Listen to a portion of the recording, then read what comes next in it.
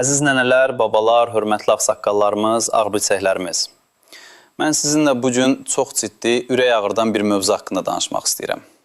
Bir vəkil olaraq sizin hüquqlarınızı qorumağı, sizə dəstək olmağı özümə borc bilirəm. Axı, siz bu ölkənin dayağısınız, bünövrəsisiniz. Sizin zəhmətiniz, alın tərinizlə qurulmuş bu cəmiyyətdə sizə qarşı edilən hər hansı bir ədalətsizlik mənim də qəlbim ağrıdır.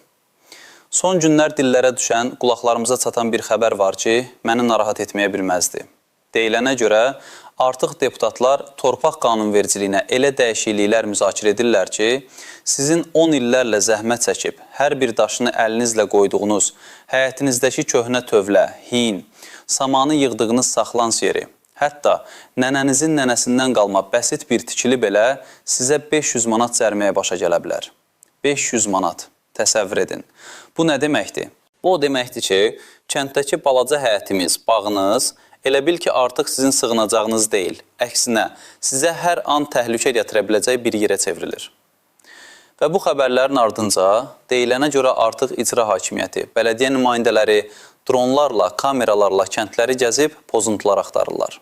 Yəni, göydən sizin 10 illər əvvəl tikdiyiniz damın çatısını, tövlənizi çəkib, sonra da sizə kağız göndərəcəklər ki, sən bələdiyyədən icazəsiz tikinti aparmısan, cərimə ödəməlisən. Bu nə dərəcədə ədalətlidir sizcə? Bütün ömrünüzü bu torpağa həsr etdiniz. Əlinizlə tikdiyimiz hər bir tikili alın tərinizin, zəhmətinizin nişanəsi deyilmi? Bu zəhmətə indi cərimə kəsmək ədalətlidirmi? Bu gün mənimlə danışan hər kəs, hər bir ağsaqqalımız, hər bir ağbirçəyimiz məndən soruşur. Bəs indi nə edək, bala? Bizim bu torpaqda bütün ömrümüz keçib. Atamız, babamızdan qalan yerdə, öz əlimizlə tikdiyimiz hin üçün, toyuq cüzəmizə, malqaramıza sığınacaq olan tövlə üçün cərimə ödəməliyik. Bu cəriməni biz nə ilə ödəyəcəyik? Təqaüdümüz onsuz da güclə dolanışığımıza çatır. Əzizlərim, məhz bu səbəbdən bu cür ədalətsizliklər qarşısında siz təkcə deyilsiniz. Mən sizinləyəm və sizin hüquqlarınızı qorumağa hazıram. Bu cür ədalətsiz qanun layihələri, qərarlar qarşısında susmayaq. Mən sizdən xahiş edirəm ki, bizim kanalımıza abunə olun. Abunə olun ki, bu cür vacib məlumatları qaçırmayasınız, hüquqlarınızın necə qorunacağını, belə hallarda necə davranmağınızı öyrənəsiniz. Sizin hər birinizin sualı, hər birinizin dərdi mənim üçün əhəmiyyətlidir. Abunə olun ki, gələcəkdə bu cür hallardan özünüzü və ailənizi qoruya biləsiniz. Yaxşı, gəlin əvvəl necə olduğunu xatırlayaq, sonra indiki vəziyyətlə müqayisə edək. Yadınızdadırmı əvvəllər necə idi? Sovet dövründə, hətta müstəqilliyimizin ilk illərində də kənd yerlərində insanlar öz torpaqlarında sərbəst şəkildə tikinti aparırdılar. Bəli, müəyyən normalar var idi. Amma onlar daha çox məhəllənin, qohum-əqrəbanın ümumi razılığı, qonşuluq münasibətləri əsasında tənzimlənirdi. Heç kimin ağlına gəlməzdi ki, nənəsinin toyuq cücə saxladığı hin üçün, ya da babasının at arabası, təsərrüfat alətlərini qoyduğu balaca bir daxma üçün ona dövlət tərəfindən cərimə yazılsın. Kənd yerlərində insanlar onsuz da çətin dolanırdılar. Əsasən təsərrüfatla məşğul olur, özləri üçün yaşayış təmin edirdilər. Balaca bir tövlə tikirdilər ki, inək saxlasınlar, südü, qatığı olsun. Hin tikirdilər ki, yumurta, toyuq ət əldə etsinlər. Hər şey öz ehtiyacları üçün idi, hər şey öz zəhmətləri ilə tikilirdi. Bu tikililər onların var-dövləti deyildi, yaşayışlarının, dolanışıqlarının bir parçası idi. Onlar belə yaşayırdılar, belə yaşamağa öyrənmişdilər və bu normal qəbul edilirdi. Heç bir bələdiyyə, heç bir icra nümayəndəsi gəlib demirdi ki, filan yerə icazə al, filan qədər pul ödəməlisən. İnsanlar öz torpaqlarında öz ailələrini dolandırırdılar. Bu torpağın hər bir qarışına alın tərləri hopmuşdu. Onlar üçün ev, həyət, torpaq təkcə fiziki bir məkan deyil, həm də keçmişləri, nəsilləri, yaddaşları idi. Hər bir tikinin arxasında bir hekayə var idi, bir alın təri var idi, bir yaddaş var idi. Bəs indi reallıq tamam fərqlidir. Deyilənə görə deputatlar kənd yerlərindəki bu sadə, bəzən plansız, bəzən də sənədsiz tikilləri qanunsuz elan etməyə hazırlaşırlar. Təsəvvür edin, 500 manat cərimə. Kənd yerində yaşayan, bəlkə də DSMS-dən, yəni Dövlət Sosial Müdafiə Fondundan aldığı pensiyası 100, 150, 200 manat olan bir ağsaqqal, bir ağbirçək bu cəriməni necə ödəyəcək? Bu onların illik gəlirinin bəlkə də yarısı ya da daha çoxu deməkdir. Bu pulu ödəmək üçün nə etməlidirlər? Bağında becərdiyi tərəvəzi satmalı ya da yığıb saxladığı un yağı sərf etməlidir. Bu sadəcə bir cərimə deyil, bu yaşlı insanlara qarşı bir təzyiqdir. Onlar üçün hər manatın dəyəri var. Onlar hər manatı hesablayaraq yaşayırlar. Övladları Bakıda, Rusiyada, Türkiyədə işləyən kənd sakinləri üçün bu əlavə bir yükdür. Bəlkə övladları onlara pul göndərir, bəlkə də yox. Bəlkə o övladların özlərinin də Bakıda çətinlikləri var. Kirayə pulu ödəyirlər, balalarını dolandırırlar. Bəs onlar necə kömək edəcəklər? Bütün bu yük yenə də kasıb, çarəsiz, yaşlı insanların çiyninə düşəcək. Dövlət əslində yaşlı insanlara qayğı göstərməli, onların sosial müdafiəsini təmin etməlidir. DSMF-nin əsas missiyası da budur, sosial təminatı təmin etmək. Amma əvəzində sanki onların son nəfəsinə qədər var-yoxunu əllərindən almağa çalışırlar. Bu bizim babalarımız, nənələrimiz haqqında danışırıq. Onlar həyatlarını bu torpağın inkişafına həsr ediblər. Onlar bizə vətəni sevgi ilə, zəhməti qiymətləndirməklə yaşamağı öyrədiblər. İndi onlara qarşı bu cür münasibət nə dərəcədə ədalətlidir? İndi gəlin baxaq, kimlər risk altındadır və bu məsələ kimlərə daha çox təsir edəcək? Ən böyük risk qrupunda kənd yerlərində, rayonlarda yaşayan, yaşlı, bəlkə də savadsız və ya texnologiyadan uzaq olan, öz torpaqlarında uzun illərdir ki, müxtəlif təsərrüfat tikililəri qurmuş insanlar dayanır. Onların əksəriyyətinin əlində bu tikililər üçün heç bir sənəd yoxdur. O zamanlar sənəd tələb edilmirdi, ya da sənədləşdirmə prosesi bugünkü kimi mürəkkəb deyildi. Məsələn, baxın, Tərtərdən olan 80 yaşlı Həsən baba və 78 yaşlı Zərifə nənə. Onların 4 evladı var. 2 oğlu Rusiyada işləyir, biri Bakıda kirayədə qalır. Qızı isə artıq 15 ildir ki, Türkiyədə ailə qurub. Baba ilə nənə tək yaşayırlar. Balaca həyətlərində bir inək, bir neçə qoyun quzu, bir də çoxlu toyuq cüzə saxlayırlar. İllər əvvəl Həsən baba öz əlləri ilə, qonşuların köməyi ilə köhnə, uçuq-sökük bir tövləni təmir edib, damını örtüb. Bir də o talaflarını, samanı yırmaq üçün evin arxasında balaca bir yer düzəldib. Bütün ömrü boyu heç kim ona deməyib ki, bu tikililər qanunsuzdur. İndi isə deyirlər ki, dronlarla kəndləri gəzirlər. Allah eləməsin, bu yazıq ağsaqqala, ağbüdsəyə, o 500 manatlıq cərimə gəlsə, necə ödəyəcəklər? Nəvələrinin gətirdiyi sovqatlardan qənaət edib, yığdıqları pulları verəcəklər, yoxsa inəklərini satmalı olacaqlar. Bu sadəcə bir misaldır, amma belə halların sayı 10 minlərlədir. Və ya başqa bir misal. Siyəzəndən olan 65 yaşlı Şəlalə nənə.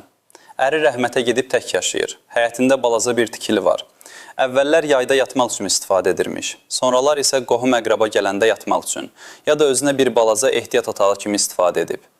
Bu tikili də heç bir sənəd üzrə keçmir. O da öz əlləri ilə yığdığı, bəzən daşdan, bəzən də palçıqdan hörülmüş daxmadır. İndi bu daxma da ona problemlər yarada bilərmi?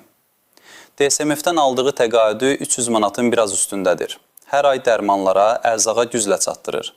500 manatlıq cərimə onun üçün böyük bir fəlakət deməkdir. Kim ona kömək edəcək? Digər tərəfdən qeyd etmək lazımdır ki, bəzi kateqoriyalara pensiya artımı və ya digər müavinətlər nəzərdə tutula bilər. Məsələn, əlilliyi olan şəxslərə, müharibə veteranlarına, şəhid ailələrinə, müəyyən xüsusi xidmətləri olan şəxslərə. Amma bu artımlar əzizlərim adətən çox cüzi olur. 100 manata, 50 manata olan artımlar, nəzərə alsaq ki, bazarda qiymətlər hər gün qalxır, heç nəyi dəyişmir. Bəs 500 manatlıq cərimənin qarşısında bu cüzi artımların nə mənası var? Bir tərəfdən deyirlər ki, pensiyanızı artırdıq. Digər tərəfdən isə əlinizdə olanı cərimə adı ilə alırlar. Bu, bir əldən verib digər əldən almaq deyilmi? Bu, insanlarımızın zəhmətinə hörmətsizlik deyilmi? Bu, həyatlarını bu ölkəyə həsr etmiş, dövlətə illərlə xidmət etmiş insanların alın tərinə dəyərsizlik deyilmi? Yaşlılarımız onsuz da həyatlarının son dövründə sakitlik, rahatlıq istəyirlər. Onlar övladlarına, nəvələrinə yük olmaq istəmirlər. Əksinə, onlara kömək etmək istəyirlər. Bəs bu cərimələr onları nəyə məcbur edəcək? Qoyun quzularını satsınlar, toyuq cüzələrini kəsib bazara çıxartsınlar ki, bu cəriməni ödəsinlər. Onların əllərində heç nə qalmayacaq ki, dolanışırını təmin etsinlər. İnsanlar illərlə zəhmət çəkib, hər daşı, hər kərpici öz əlləri ilə qoyublar. Bu sadəcə bir tikili deyil, bu onların həyatıdır, onların yaddaşıdır. Onların övladları, nəvələri Bakıda, Rusiyada, Türkiyədə işləyərkən kənddəki nənələr, babalar hər gün bu evə, bu həyətə baxıb onlarla yaşadıkları günləri xatırlayırlar. Bəlkə də hər kəs öz həyatında belə bir vəziyyətlə üzləşənləri tanıyır. Ya da özünüz belə bir vəziyyətlə qarşılaşmısınız. Zəhmət olmasa öz təcrübələrinizi, öz ağrılarınızı, qohumlarınızın başına gələnləri yorumlarda yazın. Bəlkə sizin də dediyiniz kimi bu qanun layihələri, bu qaydalar sadəcə bir kağız üzərində olan sözlərdir. Amma real həyatda insanlarımızı necə təsir edəcək? Yaxşı, bəs bu vəziyyətdən necə çıxmaq olar? Bu cür hallarla üzləşməmək üçün nə etməliyik? İlk növbədə panikaya düşməyin. Hər hansı bir cərimə kağızı ya da bələdiyyə tərəfindən gələn bir xəbərdarlıq sizin sonunuz deyil. Birinci addım. Əgər yanınıza gəliblər, sizin torpaq sahənizdəki tikililər haqqında sorğu-sual edirlərsə, ilk olaraq onların kimliyini dəqiqləşdirin. Onların vəzifə səlahiyyətlərini təsdiq edən sənədlərini tələb edin. Məsələn, onlar icra hakimiyyətindən yoxsa bələdiyyədən gəliblər. Hər hansı bir yoxlama aparmaq üçün onların əlində müvafiq əmr ya da sənəd olmalıdır. Bu sənədlərin surətini tələb etmək sizin tam hüququnuzdur. İkinci addım. Heç bir sənədi oxumadan, məzmununu anlamadan imza atmayın. Əgər sizə hər hansı bir protokolu ya da izahatı imzalamalı tələb edirlərsə, mən bunu oxumalıyam, başa düşməliyəm deyin. Əgər oxumaqda çətinlik çəkirsinizsə, yaxın qohumlarınızdan, övladlarınızdan kömək istəyin. Unutmayın, sizin imzanız sizin razılığınız deməkdir.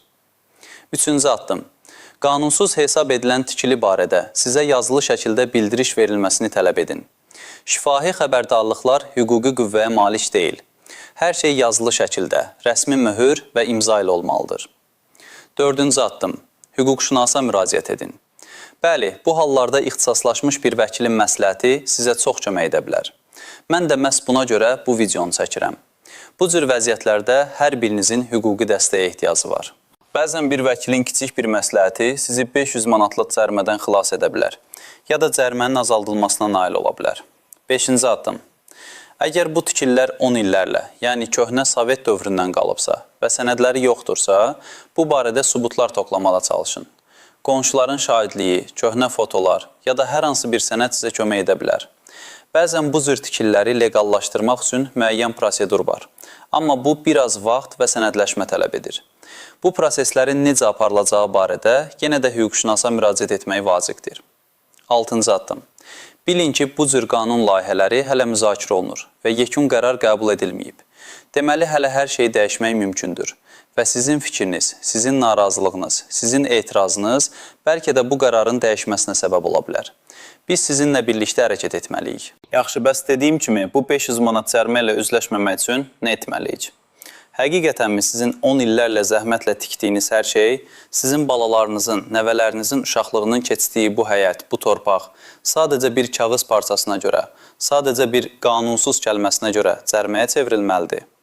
Sizin bütün ömrünüzün əməyi, alın təriniz bu gün belə asanlıqla bir dronun kamerası ilə ölçülərək cərimələnməlidirmi? Sizin bu barədə fikriniz nədir, əziz nənələr, babalar, ağsaqqallarımız, ağbircəklərimiz? Mən sizin hər birinizin rəyini bilmək istəyirəm. Bu videonun altında öz fikirlərinizi, təcrübələrinizi, bəlkə də sizin də belə tikililərinizlə bağlı qarşılaşdığınız çətinlikləri bölüşün. Mən sizinləyəm. Allah heç kəsi çətinə salmasın.